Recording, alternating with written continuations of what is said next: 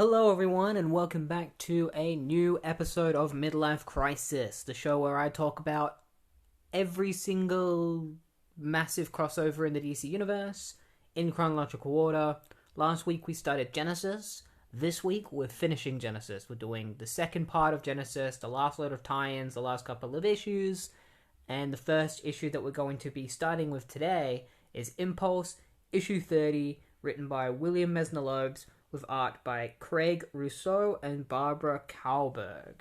But before we get into it, if you're watching on YouTube, then please subscribe to the channel, like the video, and hit the notification bell so that you can be notified for future videos. Every new video every single Sunday. So this is going to be a fast explanation because Impulse issue 30 doesn't really tie that much into Genesis. The only thing it really ties into is the fact that Genesis switches people's powers and causes people to lose faith in things. The rest of the issue is dealing with what's currently happening in Impulse, and I haven't caught up with Impulse, so it's all kind of just, it's all new to me. And the main plot of this issue doesn't even resolve in this tie-in, it resolves in the next issue. So that's why I'm not going to focus heavily on the plot. You know, I'll say what's happening, but it will be pretty fast. So Bart Allen, who is Impulse, is just having a regular day at school, going through different teachers and stuff, and eventually he admits to one of the teachers that he hasn't finished one of his assignments, so he gets sent to see the vice principal, and the vice principal is kind of just like lost faith in the teachers and himself, because he's like, why are you even listen to us? We're all old people. Go do whatever you want, Bart. So Bart leaves, and we know that they're losing faith because of what's currently going on with the Godwave. There's a lot of mentioning about like the alien ships flying over the town, and Bart mentions that Max Mercury has gone missing, and he assumes that Max is missing because of Genesis. It's funny, Max always goes missing. That's like a plot point that has happened at least twice before in the Impulse comics. So Max's love interest, Helen, is wondering where Max is and is missing him. And then Mr. Delphries, one of their next door neighbors, comes over, and his wife has recently passed away, so like 3 weeks ago. So he's really depressed, and he shows up and is like, hey, I was wondering if you've got any fishing equipment here that I can use to sure I can go out and do my fishing. And she's like, yeah, sure, they're probably in the garage. And then, you know, and then all of a sudden she's like thinks for a second, she's like, fishing? The world's going nuts and he's fishing? Mr. Delphries, wait! And she goes into the garage, and Mr. Delphries is trying to hang himself. So this comic just takes a immensely dark turn. Why he's trying to hang himself because of the Genesis thing. It's heightened his depression to the extremes of suicide, and she stops him from committing suicide. She, like, the beam that he's attached to breaks, and he lands on top of her, saving his life.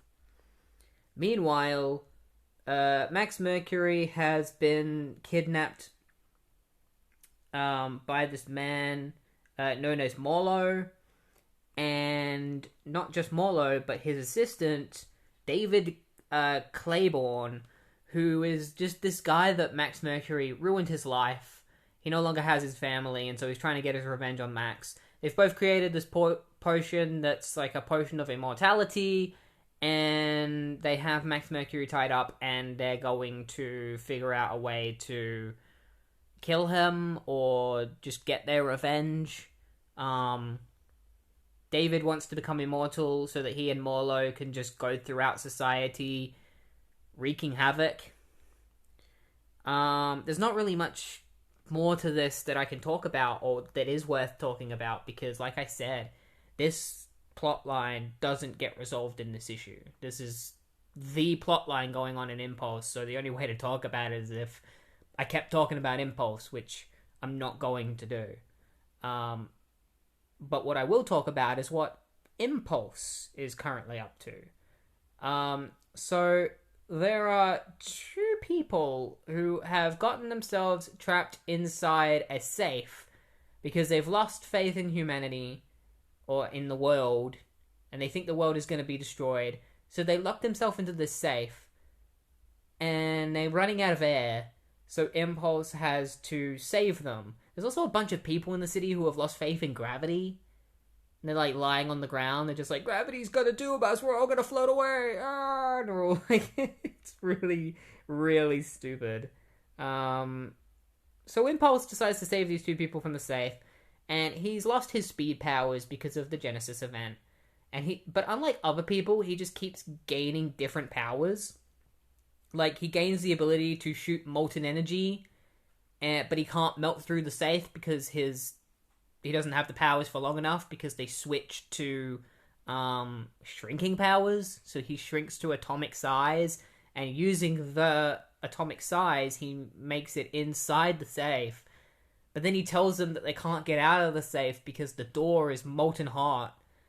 And so Impulse is just like, I wonder how fast the heat is spreading, and he touches it and realizes that he has explosive powers, and he just blows up the front of the safe, saving these two people. And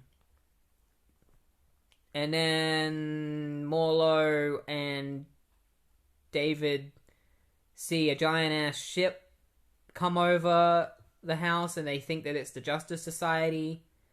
And then Max unlocks his own shackles while they're gone and starts investigating and figuring out how they have immortality.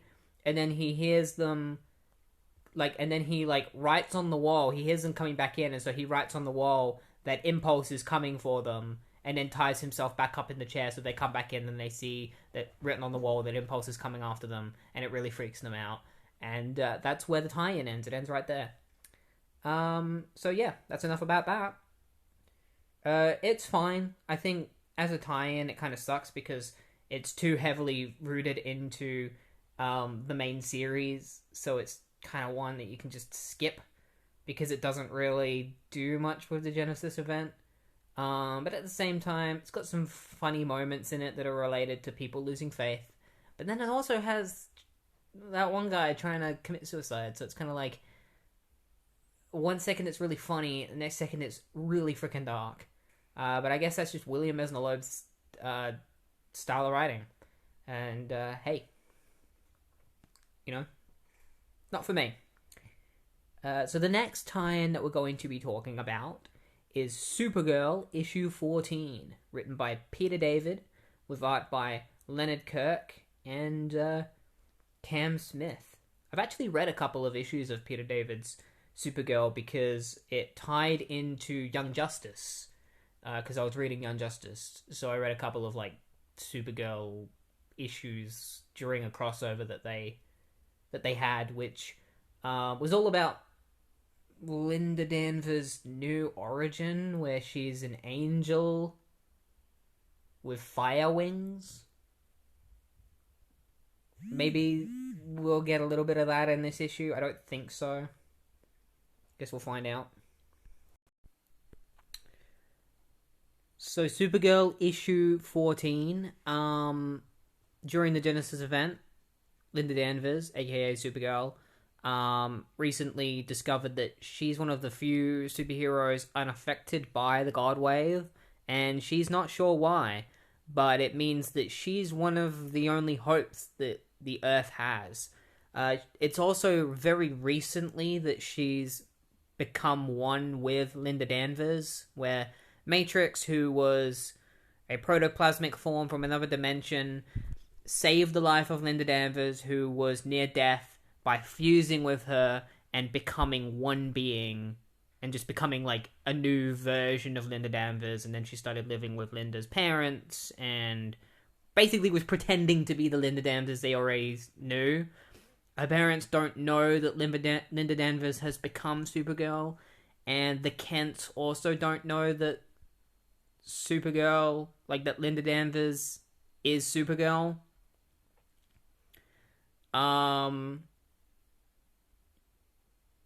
So, yeah. She, as Linda Danvers, heads and meets with her friend Dick, and they talk about stuff that's going on. And Dick says, you know, you don't know how long you've got on this earth. Now's the time to tell people, you know, what you like. If you have any secrets or anything, now's the time to tell them. And Linda's like, you know what, you're right, I got some things I gotta do. So that's kind of what pushes her to make the decision to not only tell her parents who she is, but tell the Kents who she is. But she's gonna go to the Kents first because she's still afraid to tell her parents. But as she's flying away to go visit the Kents, a crime at a local museum happens. There's this guy who wants the Monet painting, and he has this really lame catchphrase that he comes up with where he's just like, show me the money. And he's like trying to force the people working at the museum to say, show me the money.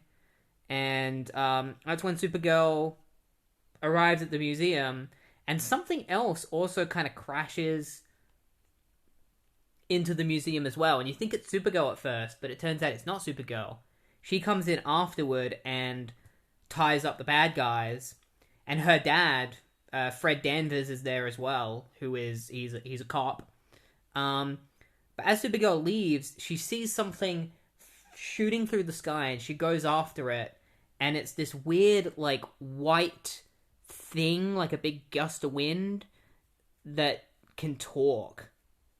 And it said, like, she's like, hey, slow down. I've seen comets that move slower than you. And then the thing that she's chasing after is like, oh, really? Then catch the comet if you can. And it kind of spins around her, and she's like, whoa, what the hell was that? Well, I guess I gotta take my mind off of that and, you know, go and see the Kents and tell them my identity. Fred Danvers, there's like a bit of a B plot where Fred Danvers and his wife Sylvia are having a little bit of a spat because Sylvia is going to be studying for the ministry, and she didn't tell Fred, and so Fred's really upset about that. And it's not because he doesn't want her to be working and getting further in her career. He's just upset that she didn't tell him. And she's like, but what if I told you and you didn't want me to do it? And then Fred's just like, well, then you could just go and do it anyway and not listen to, like, and don't give a crap about what I say, you know? Just like how I married you despite your dad hating me. So I thought that was a pretty wholesome moment between them. It's very rarely that you ever have, like, superhero parents where they're both good people. The Kents have always been one of those examples. But even the Waynes, it was, like, often shown that, like, Thomas Wayne and Martha Wayne were, like, morally ambiguous, where they'd done things in their past that they weren't proud of. So Linda Danvers goes and sees the Kents and reveals her identity as Supergirl to them, and they convince her to go and tell her parents her identity as well. Meanwhile, another Supergirl character named Matty, who is the Silver Banshee in this, who is the current Silver Banshee, finds Dick riding a horse with a comet symbol on its head, and because she sees the comet symbol, she's like, wait a minute, they're talking about this comet thing, like, what if it's the horse? And then she, like, goes to touch the horse's head, and it causes the horse to go out of control and run off. And so they chase after it in her car, and they find a burning building where a kid's, like, dying. And so Maddie, who is a doctor, helps the kid. And then this mysterious wind comes back through, like, the burning building and gets rid of it all. And so Maddie comes to the conclusion that it's the comet.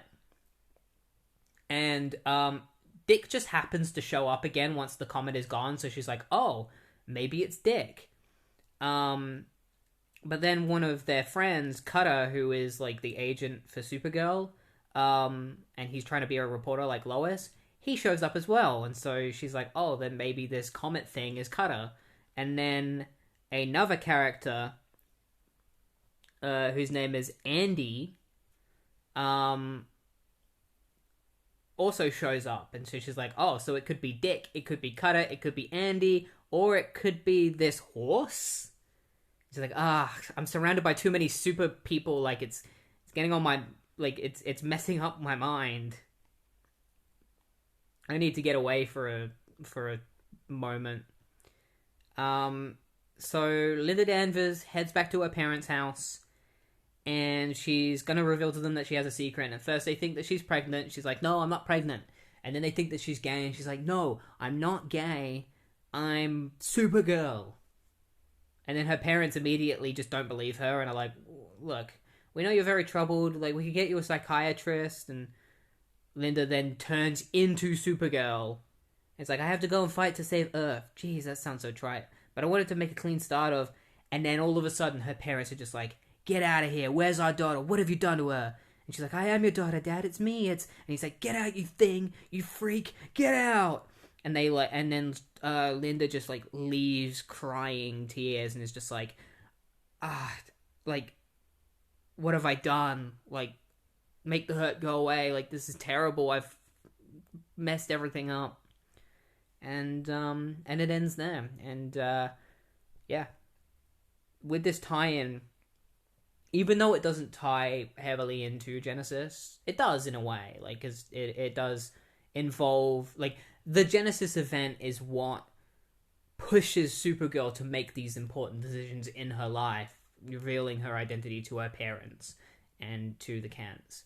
But, like, overall, this issue, I'm guessing, is probably one of the most important issues in the Supergirl run, because it is her revealing her identity to her parents. And I would hope that things go well with them eventually and they recoup their relationship with their daughter once they realize what's going on and that she is their daughter. But yeah, it was very sad reading that final page where she reveals her identity to her parents, and her parents call her a freak and to get out. It's like the worst case scenario. And it's interesting that her parents first of all think that she's pregnant, and then they think that she's gay, and then when they find out she's Supergirl, then they say that she's a freak and to get out, because like there are a lot of people who, like, there are a lot of women who have gotten pregnant and have been kicked out by their parents, and there are a lot of people who have revealed that they are gay, or they are on the LGBT a part of the LGBT community, and their parents have called them a freak and to get out. So it's like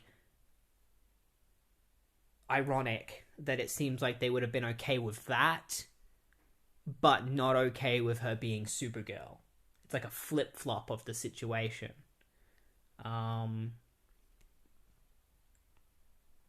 Yeah. Really good issue.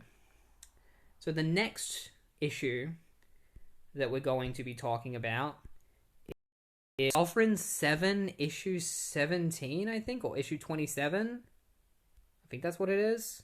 Yeah, Sovereign 7, issue 27. I had never heard of Sovereign 7 before this. It's not even on DC Universe Online Infinite. That's where if you want to know where I read most of these issues, it's on DC Universe Online Infinite on the app. Sovereign 7 is not on it. I actually had to outsource this to an app known as Tachiyomi, which is where you can read comics digitally, comics that you can't find elsewhere. It's written by Chris Claremont. So I'm really interested to see like what this is. It's written by Chris Claremont, with art by it's written by Chris Claremont and Ron Lim, with art by Chris Ivey.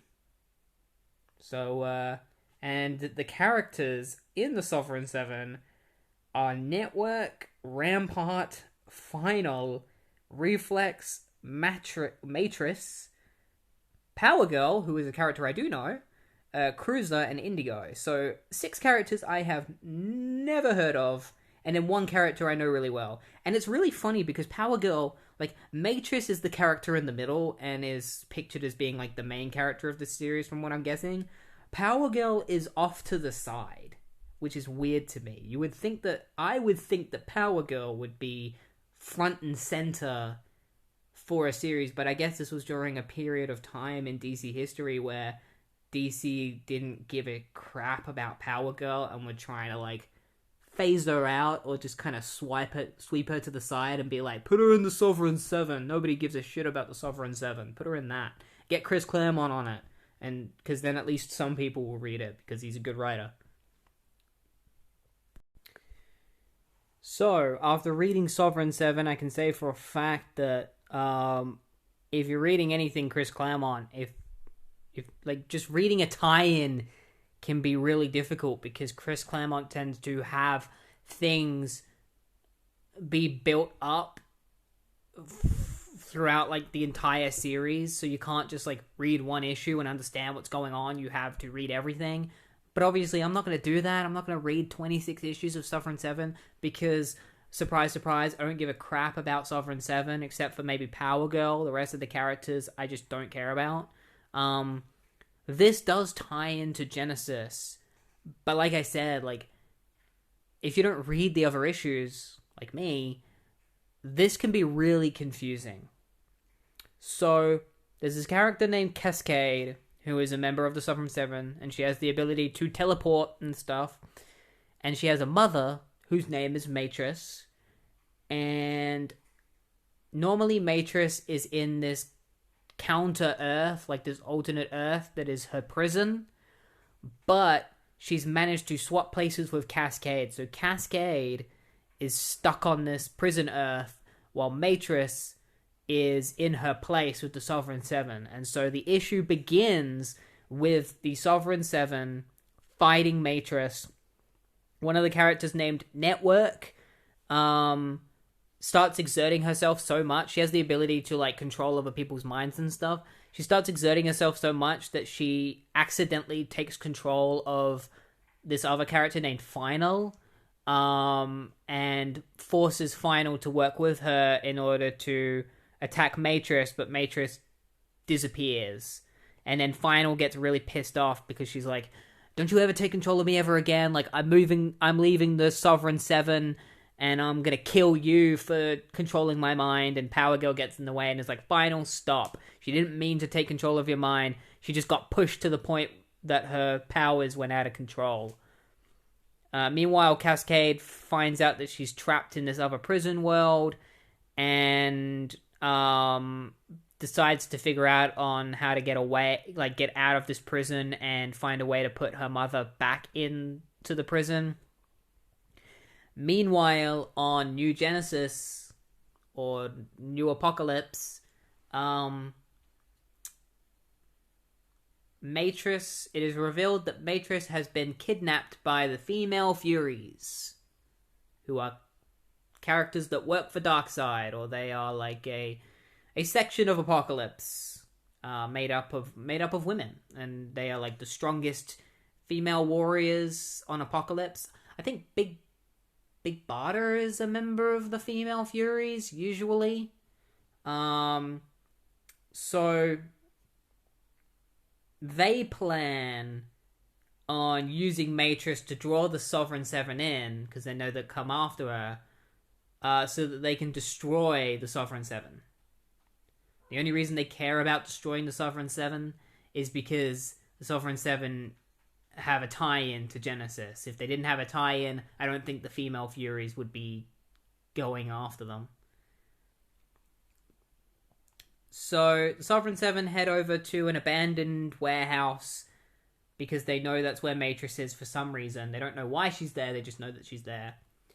So they head in there, and the female Furies attack them, and so they all start fighting the female Furies, and Network gets kidnapped by one of them, and they plan on using Network to take control of the other members of the Sovereign and bend them to their will so that they can defeat them easily and kill them. Basically, how this gets resolved is the Sovereign 7 are just getting half of this issue is the Sovereign 7 fighting the Furies, and Cascade uses her abilities to connect with her mother's powers so that she can teleport herself out of the prison. So, from what I can gather here, it seems like she places her mind in the body of Matrix and then breaks out with the rest of the Sovereign Seven and says, like, you're gonna let us go? Like, she says to the Fury, she's like, you're gonna let us go, you're gonna let the Sovereign go, otherwise you're going to feel my full wrath. And so Matrix teleports away with all of the Sovereign Seven, and then it's revealed that Cascade has swapped places with her mother again, and so Matrix is now in prison again on Other Earth, and Cascade is back with the Sovereign Seven and has united with them. She's kind of like, where's my mom? And the Sovereign Seven are like, she's back in prison again, I guess. And she's like, okay, cool. Well, let's get back to doing whatever we're doing in the next issue that I'm not going to read. And that's Sovereign 7. That's the Sovereign 7 tie-in. Again, I don't know if I can really criticize this in any real way, because I didn't enjoy reading it. But I think the only reason I didn't enjoy reading it is because I wasn't reading the rest of it. Maybe if I'd have read the other issues, I probably would have enjoyed this much. But, like, I'm not reading 26 issues of a series just to read one tie-in. I mean, isn't the point of a tie-in supposed to be, like, a good jumping-on point for readers, where they could read the tie-in and then decide to go back and read it, not read it, be confused as fuck, and then go back and read it? Man, I hate it when tie-ins do that, when tie-ins are just, like, loaded with lore, and it's like, if you didn't read everything that came before it, you are going to be completely lost. Yeah, that's that tie-in. Didn't like it. Next tie-in that we're going to be talking about is the... Sorry, I gotta get out my list. I actually have a list of all the tie-ins. We gotta read Superman issue 128. So that's the next tie-in. So not actually a lot happens in Superman issue 128. It's written by Dan Jurgens with art by Ron Franz and Joe Rubinstein. So remember at the end of Genesis issue 2, they're gonna draw straws to see who goes to do the Godwave, like to the Godwave and stop it. Well, Dan Jurgens agrees that the drawing straws thing is stupid, so he just stops that. They don't end up drawing straws. Dan Jurgens is like, they're not drawing straws. Jesus Christ. No, instead, Superman is going to be the one that decides what they should do, or how they should pick who goes to the Godwave.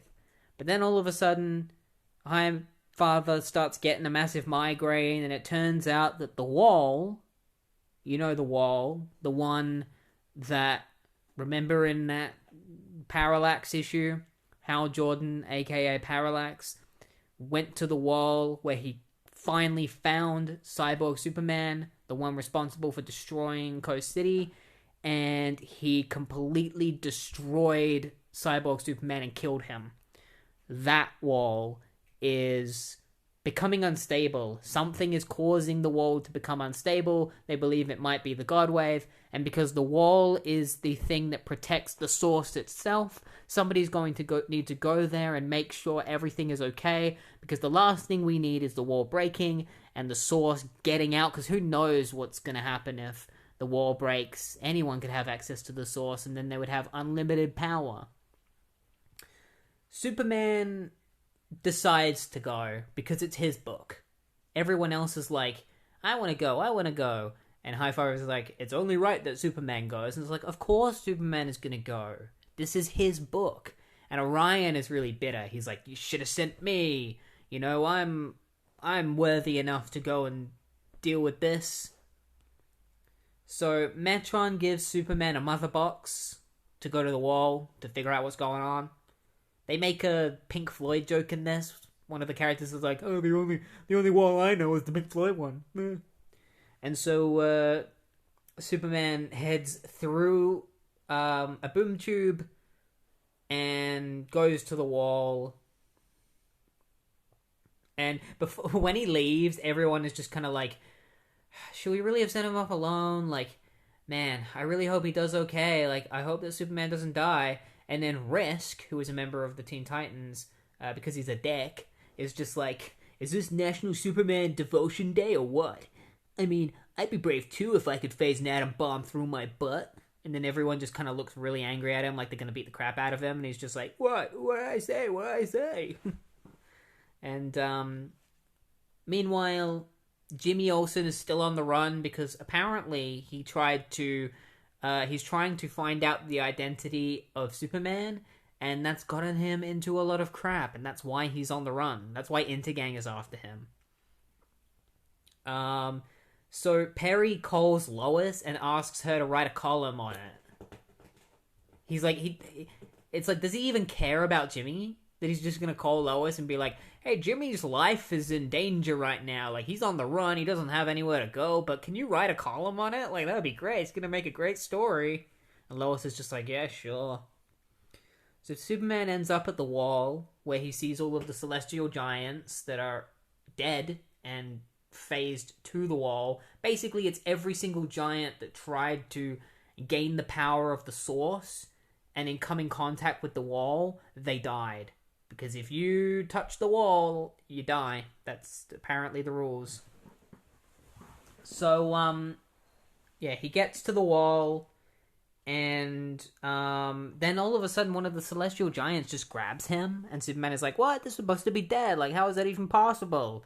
So he starts, like, trying to smash his way through the celestial giants, using his energy powers, which he succeeds in doing, and then all of a sudden, a bunch of the rubble that he's created forms around him and traps Superman in a giant ball of rubble. And on the inside, he finds a bunch of, like, these little bubbles with, like, memories inside them, and he's like, whose memories are these? They seem familiar. And that's when Cyborg Superman appears in front of him, and it's like, it's because they're my memories, and now I'm gonna get my revenge. Even though you weren't the one that killed me, like, you'd think I want to get revenge on Hal, not you, because, like, you were gone, like, you had nothing to do with my death. But I guess, like, maybe Cyborg Superman in the next issue, because I think we're going to be talking about Adventures of Superman issue 551, which this story continues in. Not next, but I think one of the tie-ins is that one, so I guess we'll find out what happens. But I'm hoping Cyborg Superman mentions Hal and says, like, oh, well, I can't kill Hal because he sacrificed himself, so I'll go for second best and kill you instead. But I'm actually kind of annoyed that they brought Cyborg Superman back so soon. I'm not annoyed that they brought him back. I'm annoyed that they brought him back months after he died, or like a year after he died. It's kind of dumb, because we had this massive moment of how getting revenge, you know, he murders the man responsible for his city being blown up, and then Dan Jurgens comes in and is just like, how dare you kill the character that I created? Screw you, I'm gonna bring him back to life for no reason than to just give a big middle finger to Ron Mars and Hal Jordan's character arc. I kind of hate it. Like, I hate what they did. I hate what Dan Jurgens did. I'm a fan of Dan Jurgens, but, like, bringing back Cyborg Superman, especially so soon, was a massive mistake. Yeah, it'd be great to talk to him and be like, why'd you do that? Why'd you bring him back? But yeah, that's the end of that tie-in. I enjoyed that one. I thought that was pretty good. One of the better ones. Oh, the next tie-in that we are actually going to be talking about is Adventures of Superman issue 551. So I guess we are going to see the conclusion of this Cyborg Superman storyline. We'll see how it continues in the next issue. Cool. So, Adventures of Superman, issue 551, written by Dan Jurgens, with art by Tom Grummett and Dennis Rodia. So,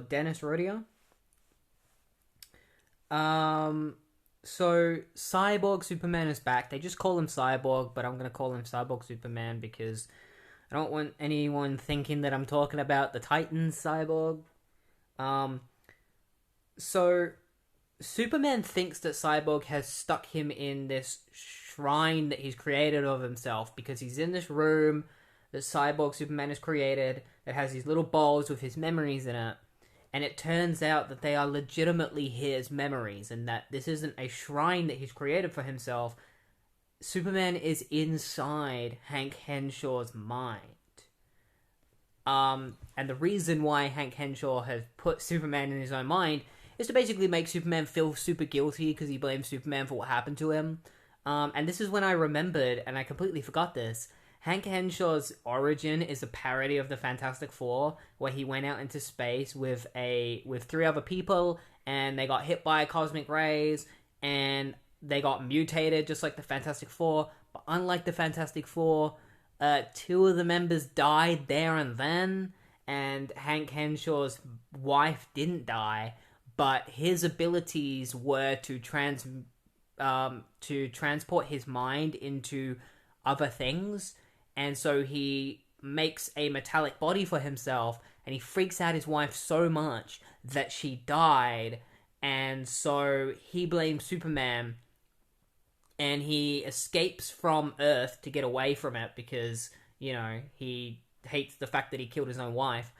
And while he's in space, he comes across Superman's ship at some point, the one that he came in, and he scans it and takes the DNA from it, which allows him to become Cyborg Superman. And then his goal from there is to go to Earth, pretend to be Superman, and then destroy Metropolis, or destroy Coast City, to make Superman look really evil. But he wasn't counting on Superman coming back, so Superman came back, defeated him, and, you know, and then Green Lantern killed him, and then he moved his consciousness into the wall, and so now he's a part of the wall, and Superman is in his new energy form, and Cyborg Superman has taken this opportunity as the time that he will finally destroy Superman. So, Cyborg Superman tries to destroy Superman. Superman, instead of fighting Cyborg Superman, leaves Hank Henshaw's little bowl of memories that he's created, and tries to stop the source from leaking from the wall because it's starting to break through. And as Superman gets hit by the source, like basically a big blast of the source comes out and hits Superman, and Cyborg Superman grabs him and is like, I'm gonna take a ride with you back to Earth. And Superman's like, I'm not gonna let you do that. And so what he does is he grabs Cyborg Superman. Well, he grabs the mother box.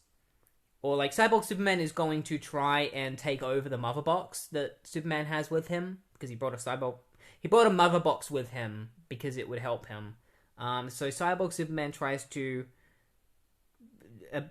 become one with the mother box, but Superman instead grabs him and throws him into the source wall, supposedly trapping him in the source wall forever, and at the same time it seals the wall and everything is good. The source has been sealed, the wall isn't broken anymore, and Cyborg Superman is gone. So after this, Superman heads back to where the Highfather is and all the other heroes, and he asks the Highfather if Cyborg Superman is in the mother box, and the Highfather says no, the mother box is still pure, which means Cyborg Superman isn't in here, which means he must be trapped. Superman must have successfully trapped him in the wall. And then Superman says, alright, now that that's done, hey everyone, let's go to the Godwave and stop it. And so he flies off with all of the heroes that are there in tow, and then it's revealed that Hank Henshaw is not in the wall and that he has hidden himself inside Superman. Specifically, hit the symbol on his chest. So he's become one with Superman's suit. That's probably going to lead into something. Maybe we'll see what happens. Maybe Cyborg Superman plays a role in Genesis 3. I guess we'll find out. But that's not the issue that we're going to be reading next. The next issue that we're going to be reading is Jack Kirby's Fourth World 8. Not written by Jack Kirby, written by John Byrne, because when John Byrne created this new Fourth World series, he called it Jack Kirby's Fourth World because he loves Jack Kirby and he wanted to show Jack Kirby respect. So yeah, we're going to be reading that next.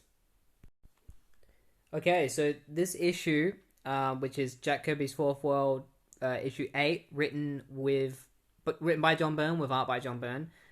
This one goes by pretty fast. It's pretty good. It's pretty fast-paced. It just, it's also very important. Like, if you're reading Genesis, but you're not reading all the tie-ins, you have to read this one. You have to read this one specifically. Maybe the next issue of Genesis will throw back to this and be like, this is what happened, but I feel like you kind of have to experience it. Like, flashbacks aren't enough, because I like this issue. It's really good. So, the Forever People, who are a group of people, like a group of new gods, are all sent to Earth in order to help try and, calm down everyone and stop the chaos. Dreamer is one of the members, and she tries to calm everyone down, or try to stop the chaos by... I don't know why she does this, but she creates a giant monster, using her dream powers. And all this does is just scare everyone and cause even more chaos. So they decide to join their powers together to create, this kind of harmonious, light, godlike energy that calms everyone down. And then it's ruined because the source wall explodes and the source breaks out of the wall. Remember how, in Adventures of Superman issue 551, the one that we just read, Superman fixed the source wall? Yeah, it's broken. That last issue of Superman just didn't matter, really. Source wall is broken, source is free, and so the most powerful gods all unite together in order to stop the source. To go into it and stop it from breaking out. So, it's Zeus... Hove? Is it Hove or Hove? Hove? Odin, Highfather, and Ares all join together, and Highfather says, look, I've got my staff, it'll give us the ability to fuse together and become the Unison God. And hopefully with that power, we'll be able to venture into the source wall and stop it from,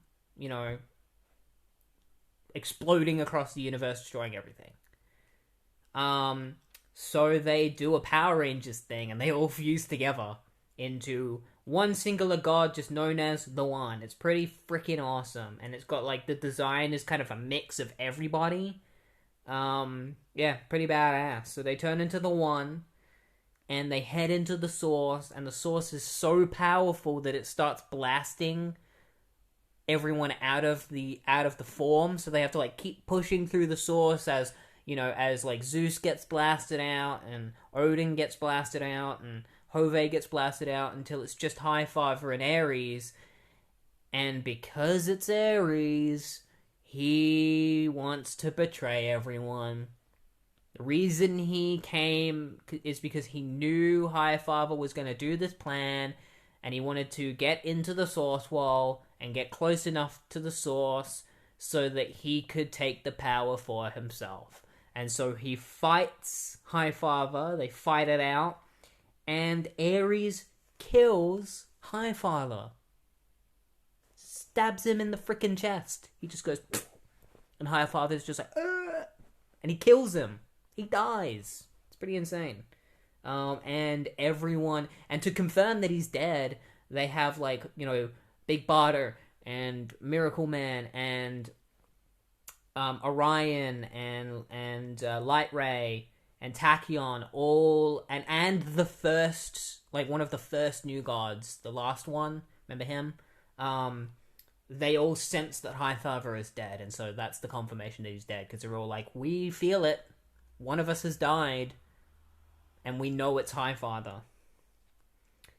And so now the Source Wall is free to continue exploding and, exploding across the universe, and we gotta wonder, how are the heroes going to stop it now that Highfather's dead? Because Highfather was kind of the only hope they had.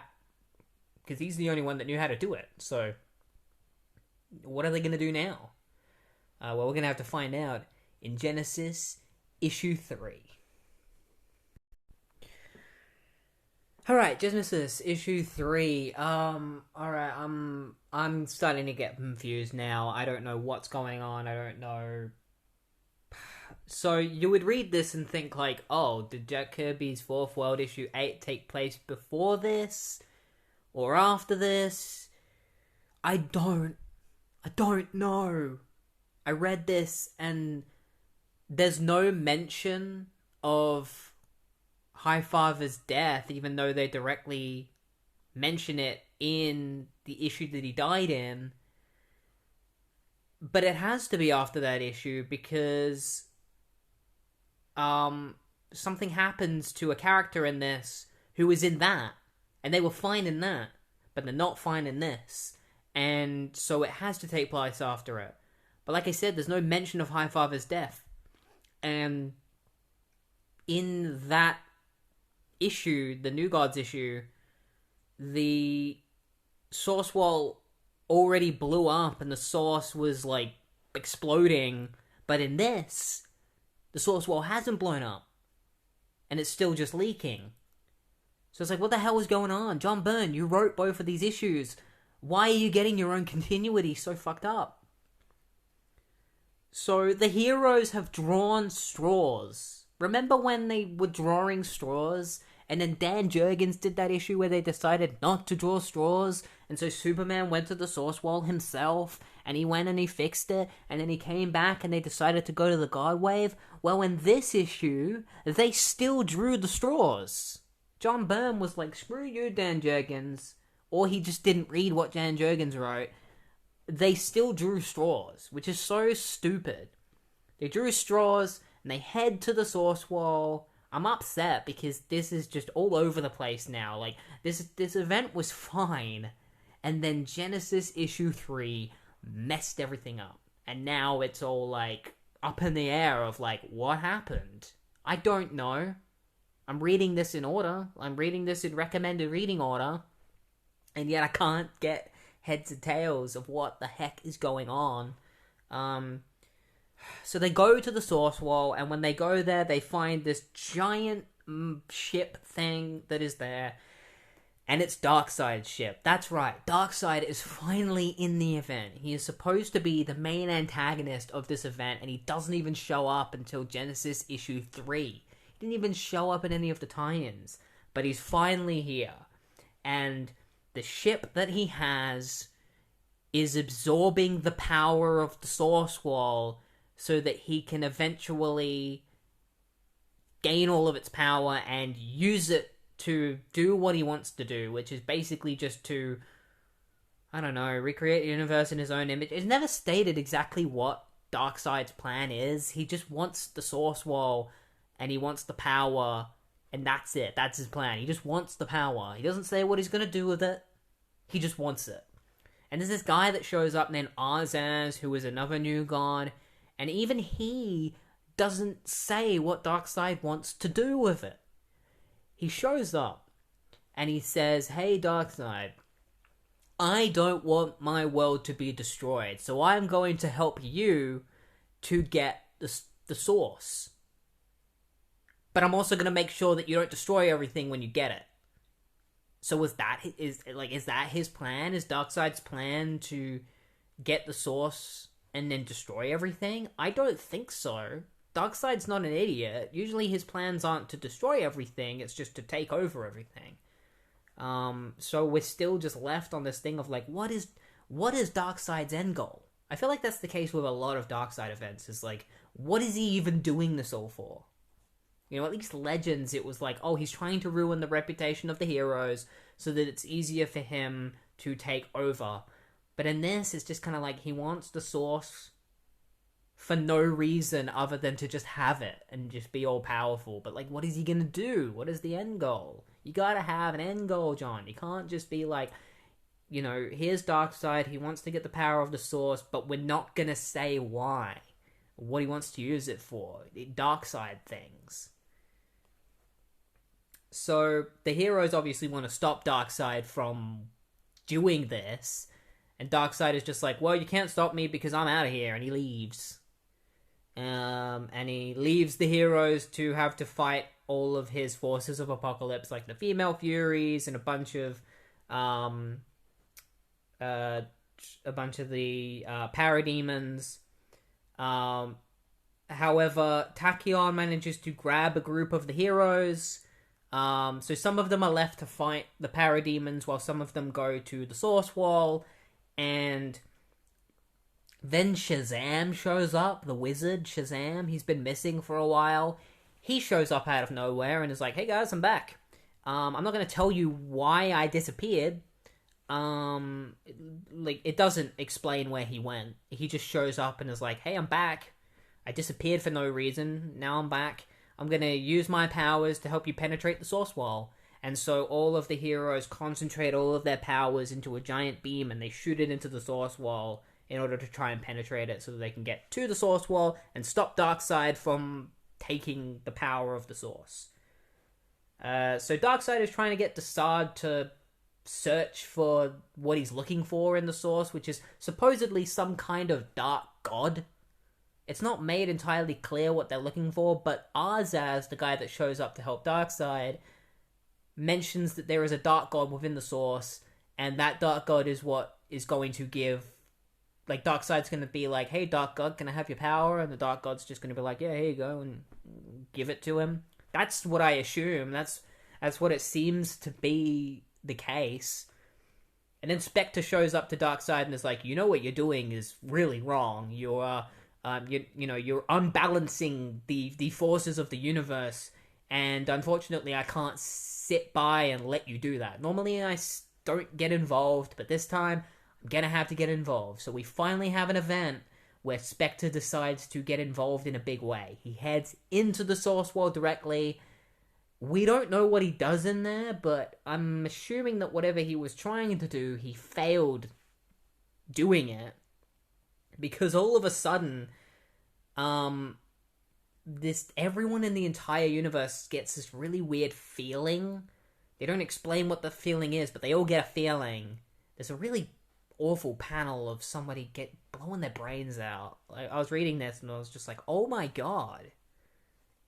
He literally just got like a rifle, like a shotgun to his head and just blows his brains out. It's messed up.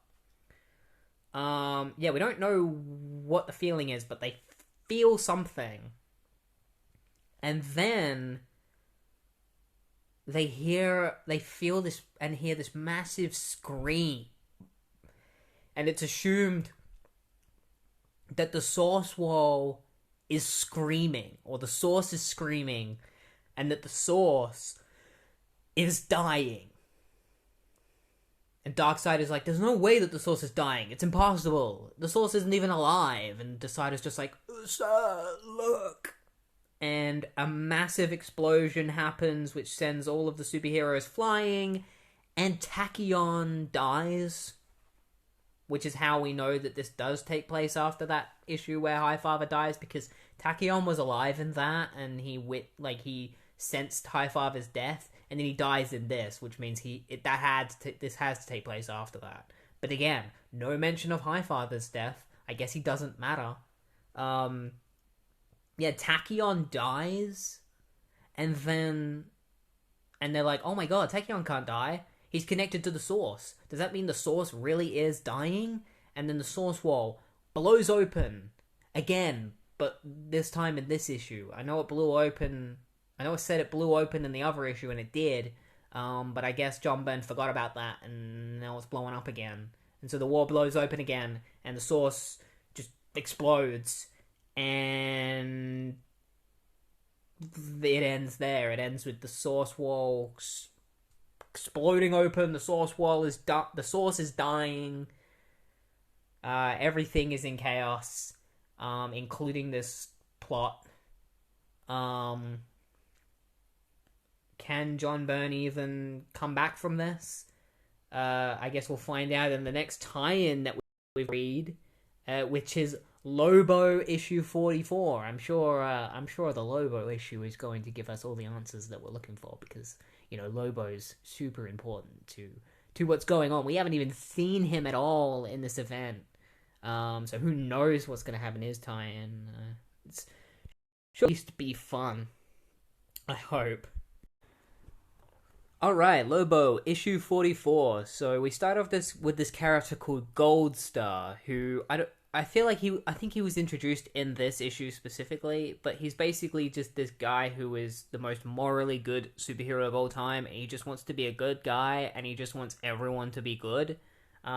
He's supposed to be a bit of a pastiche on, like, Superman, like a parody, I guess you could say. So he's calling out to the universe.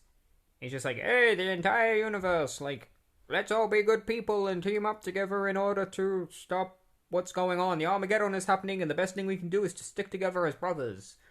And then he sees Lobo and a bunch of other bounty hunters in a tour bus that they've got. It's like a party bus, because they're celebrating that it's the end of the universe, and Lobo wants to team up with Darkseid because he's Lobo and he loves chaos, and that's just what he wants to do. He wants to go and team up with Darkseid, and he accidentally ends up becoming enemies with Darkseid because, when he goes to visit Darkseid, Darkseid's forces attack him, and he's just like, hey, we've come here to join you. Why are you attacking us? So they come across Goldstar, and they start throwing all their booze at him, and then they blast him with lasers, destroying the, like, flying pod that he's on in space. And so Goldstar is left drifting in space, and he starts dying in space. Meanwhile, Lobo and all the other bounty hunters land on, like, Darkseid's ship where the source wall is. This issue takes place after Genesis issue... No, this issue takes place during Genesis issue 3. The source wall hasn't blown up yet. This takes place somewhere in the middle, I guess. Because, yeah, the source wall is still completely fine. So they get to the source wall, and meanwhile, Goldstar is in space, and he can feel the hand of the Grim Reaper coming to claim him. And then he thinks to himself, he's like, I have always known that one day I would die. I had hoped it would be in the service of the good racing fair maidens from ravaging barbarian hordes, or saving a planet from fiery destruction. Run down by a drunken driver is not the epitaph I'd have wished. The candle flame of my life flickers weaker. Consciousness fades. The Grim Reaper comes to claim me. And then he starts thinking about, like, his entire life and how he was born as this perfect baby who went on to be, like, good at everything and just an all-around good guy. Like, I was never ashamed of being good. I loved being good. All I ever wanted was for everyone else to be good too. Darkness engulfs me. So Lobo arrives at Darkseid's base near the source wall, and they all get attacked by parademons, even though they want to team up with Darkseid. So Lobo fights back against the parademons because obviously he doesn't want to die, even though he can't die. He just loves chaos. So yeah, they start killing parademons, and then Goldstar is meanwhile in space is like, no, I am good. My powers rely on naught but the purity of my own intention. I may be unworthy to live, but there are untold millions that I can yet save. Death, I say thee nay! And he, like, flies away. And then he uses his powers of good against death. He's like, not because I fear self-sacrifice, but for the safety of others. For the smiles on the faces of the children. For the little lambs gambling in perfect meadows. For the Waltons and the Osmonds and that little prairie house. For mums and their apple pies everywhere. I call on all my powers to banish death. And he blasts death with the power of good. Lobo knocks on Darkseid's door and is like, hey man, can I join you? And Darkseid is like, nope. and sends out this giant soldier that's like, I don't know, big robotic scorpion looking dude with big claw hand. Like, basically, you think of the most 90s looking alien that you possibly can with like that's like part robot with like weapons and shit. That's what it looks like. So Lobo starts fighting this thing that works for Darkseid, and meanwhile Goldstar shows up and is like, the coach has crashed and no wonder. I just hope they were insured. I'll just use my goody-goody vision to see if there are any survivors to rescue. That wicked Darkseid, I can't allow his minion to kill and maim unbows. Not even a bunch of drunken, misguided bounty hunters. But my powers are no match for Darkseid's. There is no way I can hope to defeat him. Unless... But dare I do it? Dare I use my awfully nice abilities to tune in to the contracting Godwave itself and open myself to its inconceivable energies? In the name of Good I Dare! And so he taps into the Godwave and starts absorbing his power. And as he does this, he says, "It's incredible! The power of 100 billion beings, good men all, is flowing into me. Trillions of trillions, all that goodness, all that niceness, all those awfully nice people. Overwhelming me, I can't control it." And then Goldstar blows up. He blows to pieces, and he dies. He just blows apart. Like, his arms fly off and his head just flies off. And this Goldstar exploding actually blinds the big robot alien thing that Lobo is fighting, allowing Lobo to get in enough shots to defeat him, but not kill him. Because the alien is like, Darkseid's gonna be so mean to me later for losing. Oh yeah, and then Lobo shoots him out of his misery. So, like, the alien monster survived, and then Lobo was like, nope, and finished him off. And then they drive off, and they're like, good riddance, you bastard. Should have known that any party you was involved with was sure to be a clinker. And, yeah, Lobo decides to leave because he doesn't want to join up with Darkseid anymore because Darkseid tried to kill him.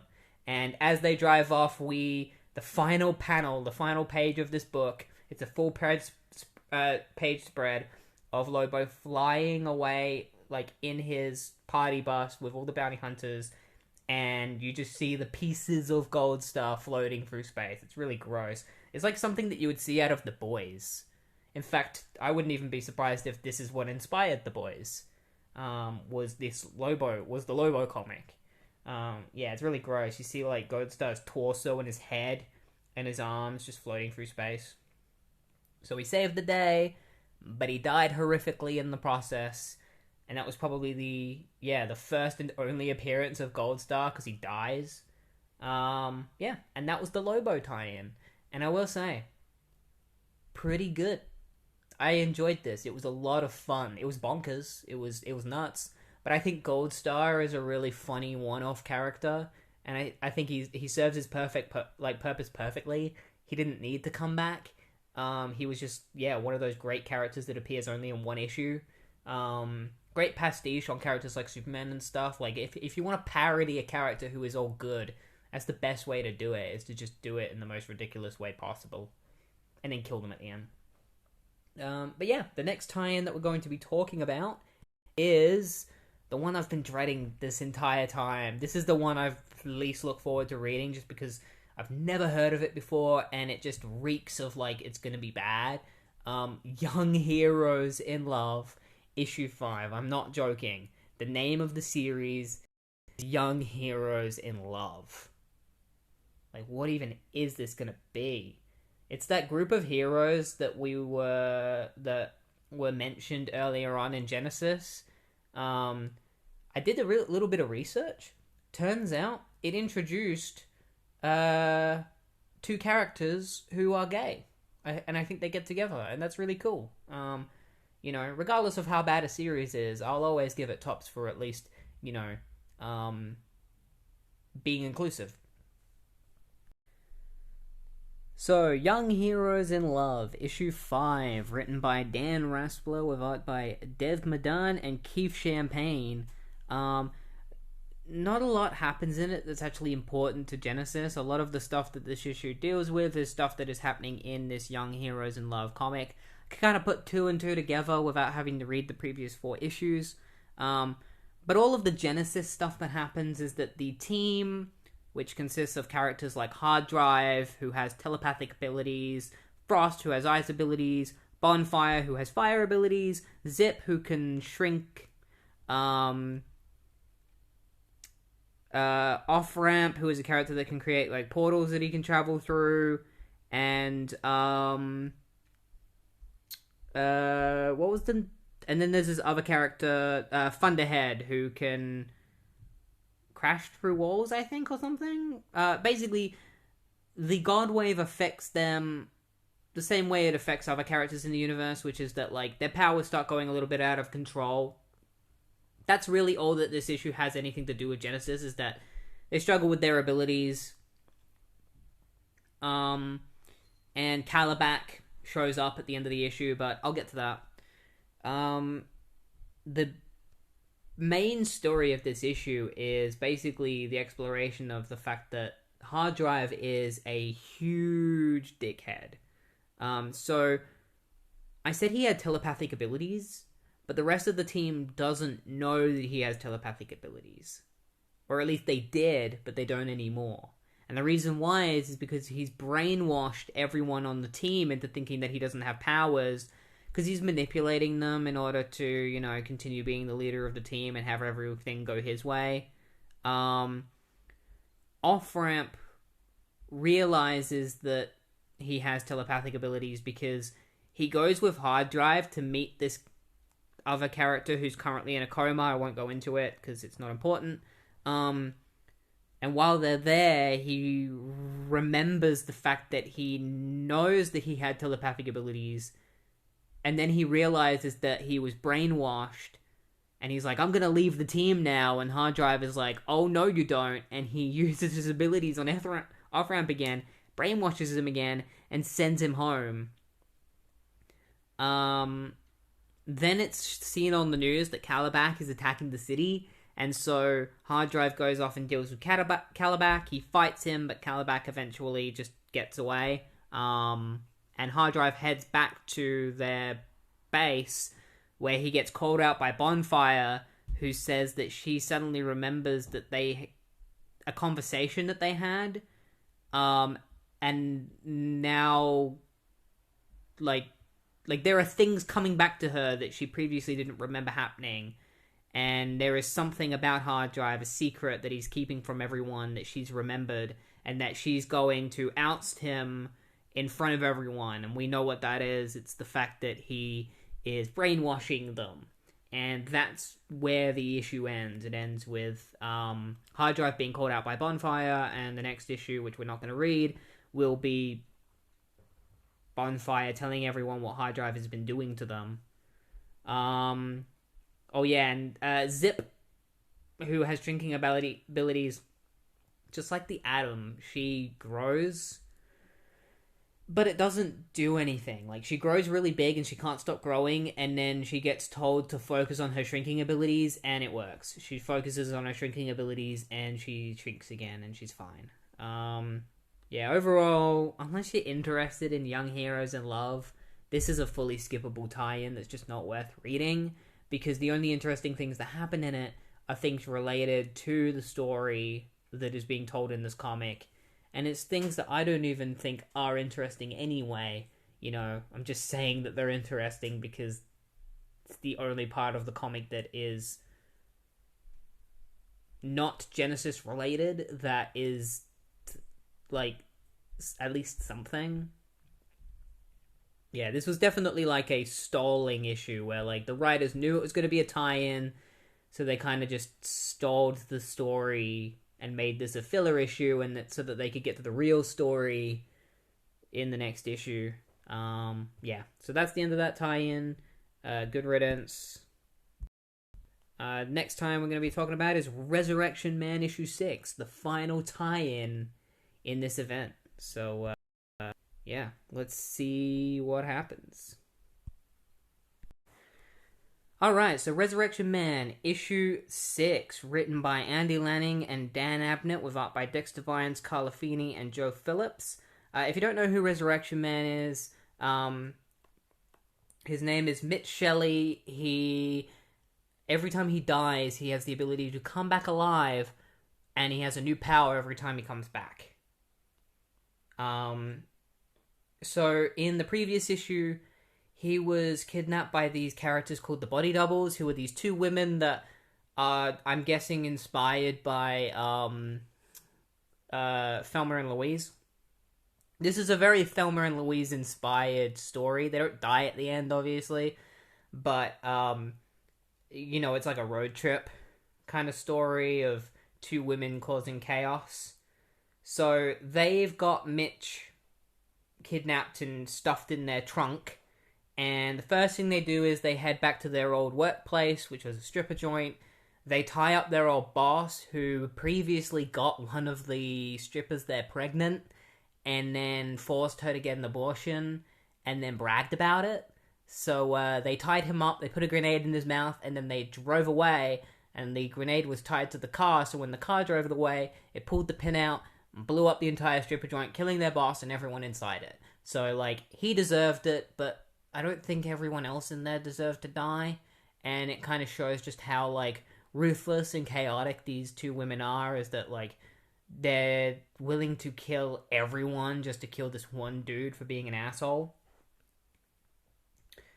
So it's after that they head to a nearby getaway house that they stay in order to, because the cop, not the cops, they see someone following them that probably saw what they did, so they decide to hide in this house, and eventually it's revealed that the two people following them are these two superheroes whose names we don't learn, so I can't say who they are, but they come to the house, and they see a note on the microwave that says, had to go, supper's in the oven. And then the microwave dings, and they're just like, oh shit. And the microwave explodes, killing both of them. And then they see what's going on, and that, Genesis is causing people's powers to shift and change. And then a boom tube opens up, and a bunch of parademons come out. So they start shooting the parademons with laser guns that they steal off of them. And they start plowing through the parademons with their car. And then they head straight into the boom tube as the parademons try to escape. And they travel into Apocalypse for a couple of seconds. They drive through Apocalypse and then back out another boom tube back into Earth again. And then they arrive at the guys that want Mitch. They take him out of their trunk. They hand him over to this guy whose name is Mr. Fancy. And basically what Mr. Fancy wants with Mitch is he wants to experiment on him because they believe that Mitch has powers, and they want to see if that's true. Specifically, they want to see if he has Teknites in his body, and they test him, and it turns out that he doesn't have Teknites in his body, because what they don't know is that the Genesis Godwave has affected Mitch as well, and so he doesn't have his powers at the moment. So they say, screw you to the Body Doubles, and leave, and the Body Doubles are just crap, we didn't even end up getting paid or anything, we could have sworn he had powers. And then, so they shoot him, because they're well, he's completely useless now, so they shoot Mitch, and then they bog the car to get rid of it. And then as they're leaving, there's another car that they have, and so they go to get into this other car to get away, and it turns out that Mitch is still alive because the Godwave has passed, and so his powers have started working again, so he resurrects with fire abilities, and he beats the crap out of the Body Doubles, and then decides to head off to get revenge on these people that experimented on him, but before he does that, he needs to take care of another errand, which involves heading to Gotham City. So at the end of the tie-in, Mitch Shelley heads to Gotham City. And that's where it ends. It ends with Resurrection Man heading off to Gotham City to probably do like a Batman tie-in or something. Like a Batman crossover. I don't know. We're not going to know. I'm not going to read it. Yeah, and that's the end of the final tie-in. I will say, not the worst tie-in. Pretty good.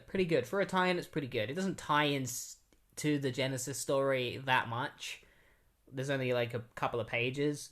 But the story itself is interesting enough. I did enjoy reading it. Resurrection Man is on my list of stuff to read, actually, because the little that I've read of it, I've enjoyed. So that's it for the tie-ins. The next issue that we're going to be talking about is Genesis issue 4, the final issue of Genesis. So, yeah, without further ado, let's get into it and find out how this event ends.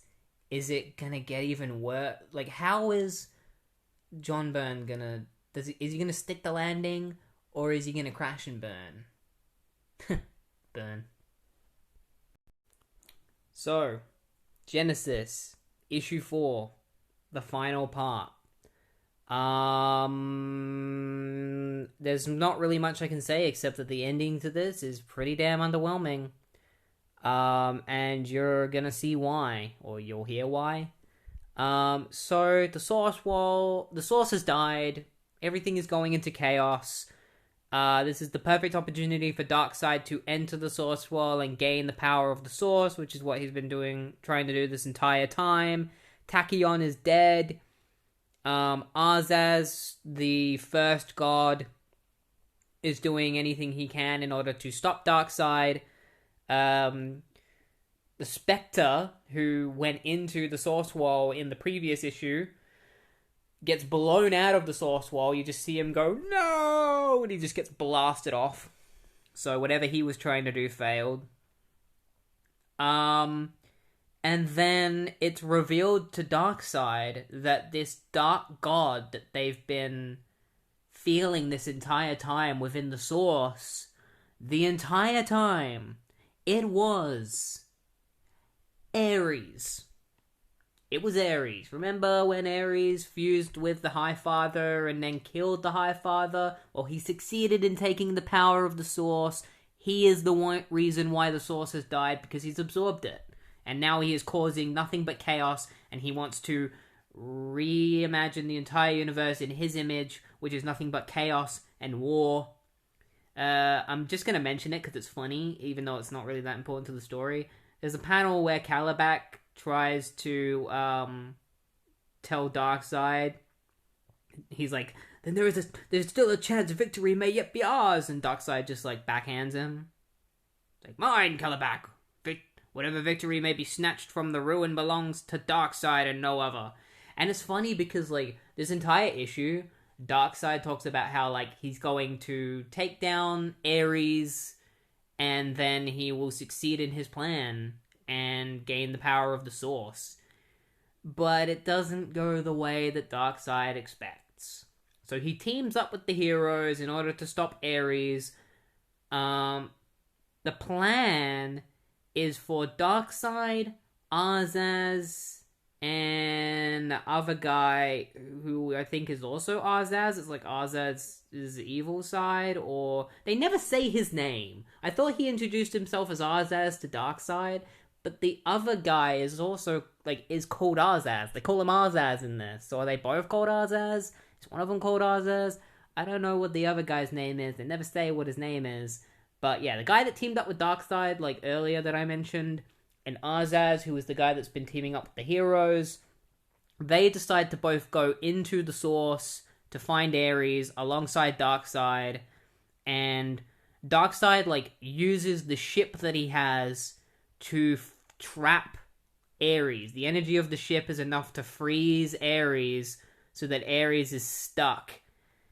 And the plan to fix everything is that in order to fix the source, they have to separate Apocalypse and New Genesis, because that's what started this in the first place, was them fusing together.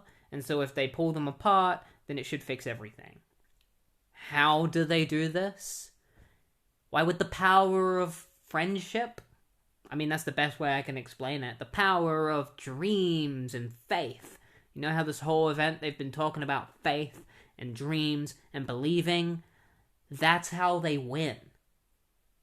Metron helps Martian Manhunter and some of the other telepaths to create a link throughout every being in the universe.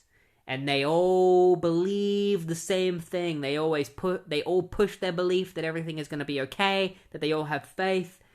This is sent to the new gods on Genesis and Apocalypse, and it gives them the strength that they need to pull their two planets apart and separate the two planets. So New Genesis and Apocalypse are separated thanks to the beliefs of the people and their thoughts and faith, and then everything's fixed. I'm not kidding. That's how they fix it. They believe enough. The heroes believe enough. Everyone believes enough. And then the planets separate, and then the source is fixed. Source wall is fixed. And Darkseid, Arzaz, the other guy who I think is also called Arzaz, and Ares are all trapped in the source wall, and they're all dead. Because when you're in the source wall, you're dead. They've become one with the source wall, they're all dead. Darkseid's dead, Arzaz dead, Ares dead, they're all dead. They're all trapped in the source wall, and Metron is just like, haha, fucker, that's what you get. That's what you deserve. You thought you were going to get the power of the source wall? Well, now you're a part of it. And you're always going to be this close to getting the source, but you're never going to get it, Darkseid, because you're a part of the wall. You're now what's protecting it. So yeah, that's where it ends. It ends with that. It ends with New Genesis and Apocalypse separating, which fixes the source wall, fixes the source, and then all of the bad guys and Arzaz are trapped in the source wall, and that's it. The end.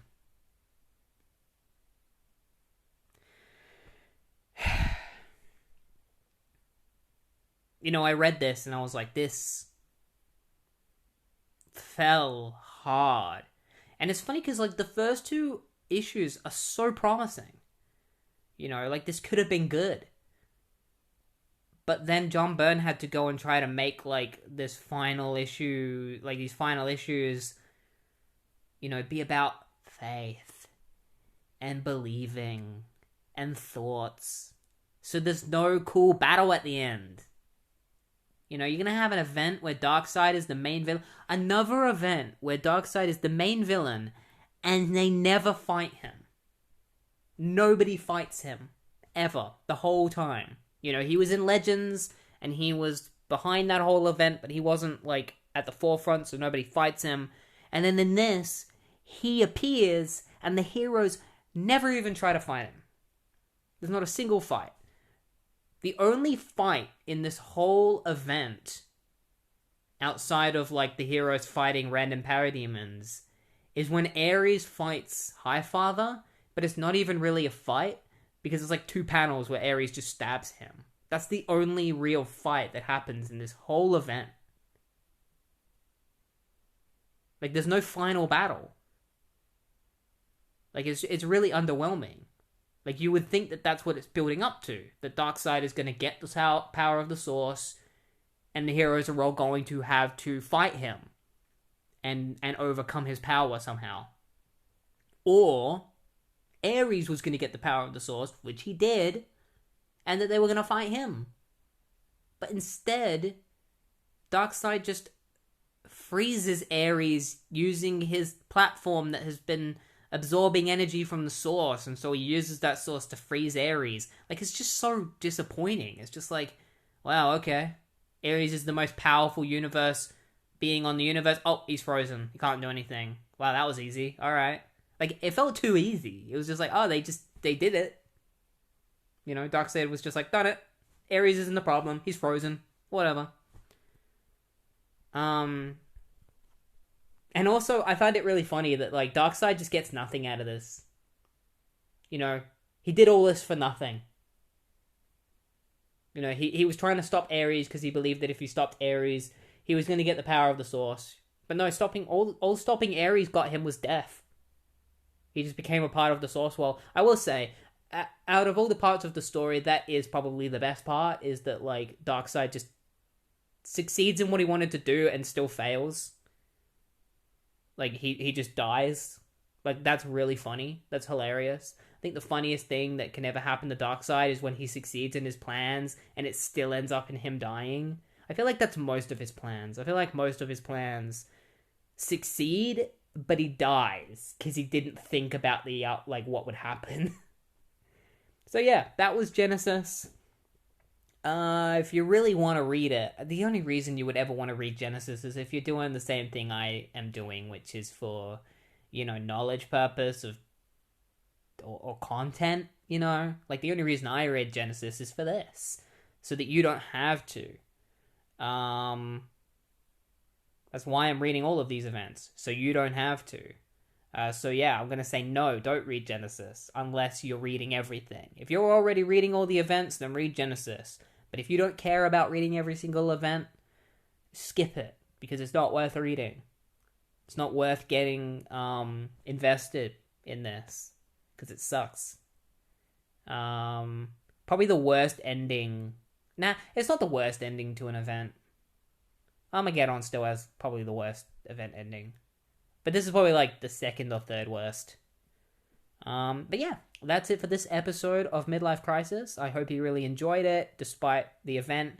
I will say, despite the main event not being that great, the tie-ins were surprisingly good. This is one of those events where I'd be like, don't read the main event, but maybe read some of the tie-ins. If there are any tie-ins in this that interested you when I was talking about them, go ahead and read them. Like, I recommend reading a lot of them. The only ones I wouldn't recommend reading are, like, Young Heroes in Love and Steel, but the rest are pretty good, pretty worth reading. But yeah, if you enjoyed the episode, remember to subscribe to the channel, like the video, and hit the notification bell so that you can get notified on future episodes. Next week, I'm going to be continuing The Flash. I'm pretty sure it's The Flash next. Which I'm pretty sure we're going to be starting Grant Morrison and Mark Millar's run on The Flash, because Mark Waid took a year off. He took a year break from The Flash, which he really needed. And so Grant Morrison and Mark Millar took over and did a 12-issue run. Well, Grant Morrison did 9 issues. Mark Millar did 12. So yeah, we're going to be starting that next week. I'm really looking forward to reading it, because I've heard that their run is pretty good. I've heard it's some really good Flash stuff. It introduces the Black Flash, who has gone on to become a prolific Flash character, well known, appeared in the show. That is where he originated. So look forward to that next week, Black Flash. Yeah, I'll see you next week for Flash. Hope you enjoyed Genesis. If you really want to read it, read it. If you don't care, don't read it. Yeah, have a good one.